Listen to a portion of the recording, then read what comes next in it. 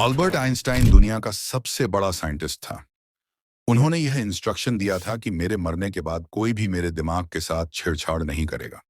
इसके बावजूद भी उनके दिमाग को एक डॉक्टर ने चुपके से चुरा लिया था और आइंस्टाइन के दिमाग को कई टुकड़ों में काट भी दिया। ये बात तो हम सभी जानते हैं कि अल्बर्ट आइंस्टाइन हिस्ट्री का सबसे बड़ा जीनियस था। इतना जीनियस कि वो अकेले हजारों साइंटिस्ट से भी ज्यादा दिमाग लगा सकता था, जो चीज इंसान सोच भी नहीं सकते थे। आइंस्टाइन ने उसे हम सबके लिए आसान बना दिया।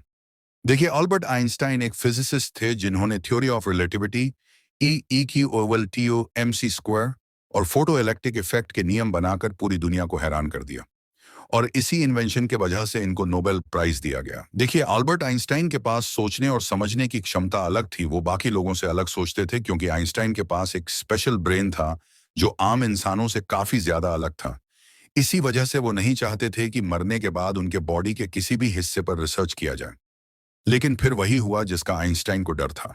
13 अप्रैल 1955 को प्रिंसटन हॉस्पिटल में आइंस्टाइन की मौत हुई, तो एटॉप्सी के लिए, यानी मौत की वजह जानने के लिए, जो डॉक्टर आया उसने चुपके से आइंस्टाइन का ब्रेन निकाल लिया, क्योंकि उस डॉक्टर को यह जानने की बड़ी उत्सुकता थी कि दुनिया के सबसे बड़े जीनियस के ब्रेन में ऐसा क्या है। आइंस्टाइन के ब्रेन चुराने वाले डॉक्टर का नाम थॉमस हार्वे था। लेकिन कुछ दिनों के बाद जब प्रिंसटन हॉस्पिटल को डॉक्टर हार्वे के इस हरकत के बारे में पता चला, तो उन्हें अपनी जॉब से हाथ धोना पड़ा।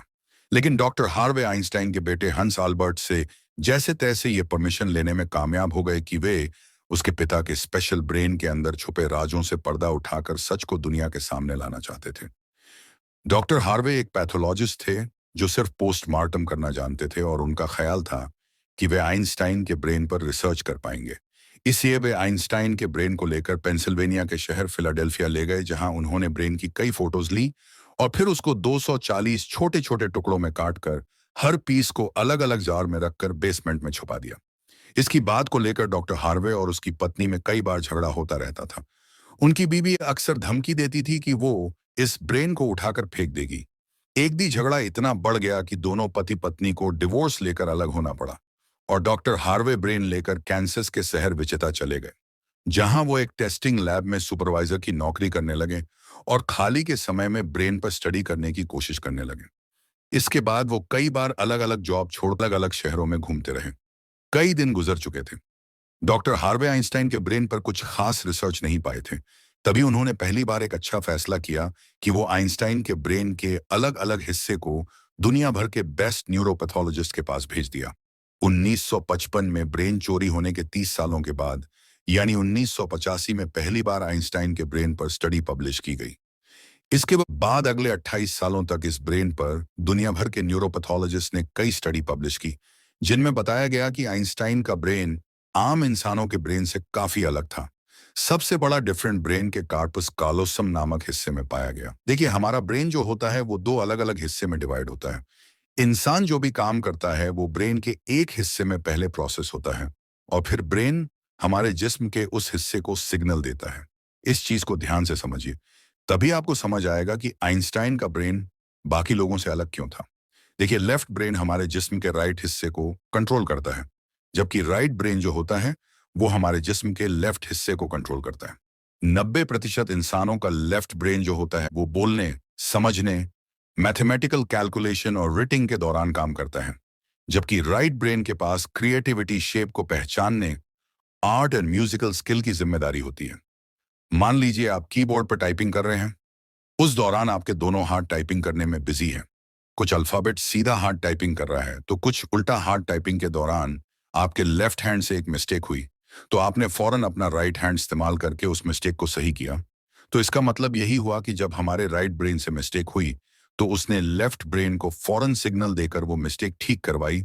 यानी कि ब्रेन के दोनों हिस्से जिसके थ्रू कम्युनिकेट करते हैं उसे ही कार्पस कालोसम कहा जाता है। और आइंस्टाइन का कार्पस कालोसम आम इंसानों के मुकाबले में कुछ ज्यादा ही बड़ा था, यानी उनका लेफ्ट और राइट ब्रेन का आपस में बहुत ही स्ट्रॉन्ग कनेक्शन था। और इसके वजह से ही आइंस्टाइन एक ही वक्त में काफी कॉम्प्लेक्स प्रॉब्लम और स्थिति को इमेजिन कर सकते थे। कार्पस कालोसम के बड़े होने के अलावा आइंस्टाइन के ब्रेन का पैटर्न भी आम इंसानों से काफी अलग था, जिसके कारण ब्रेन में न्यूरॉन्स फ्लो काफी बेहतर था। न्यूरॉन्स के अच्छे फ्लो होने का मतलब है कि इनकी मैथमेटिकल कैलकुलेशन की पावर ज्यादा स्ट्रॉन्ग थी। Albert Einstein complex mathematical problem बिना पेन कॉपी के सॉल्व कर देते थे। न्यूरॉन्स ज्यादा होने की एक और वजह भी रिसर्च पेपर में बताई गई।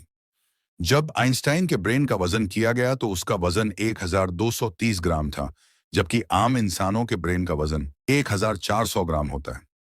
आइंस्टाइन जब पैदा हुए थे तो वे 5 सालों तक कुछ बोल ही नहीं पाए थे और इनके पास किसी चीज को मेमोराइज करने की क्षमता काफी कम थी।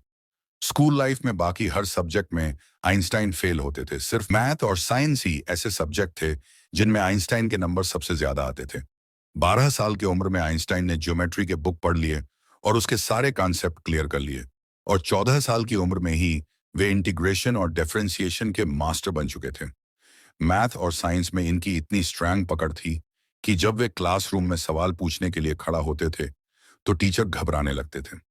छोटी सी उम्र में ही वे यूनिवर्स के लॉ को एक छोटी सी इक्वेशन में बंद कर दिया। आइंस्टाइन ने 4 रिसर्च पेपर पब्लिश करके पूरी दुनिया को हैरान कर दिया, और इसी कारण इनको पीएचडी की डिग्री और ह्यूमैनिटी के लिए नोबेल प्राइज से नवाजा गया।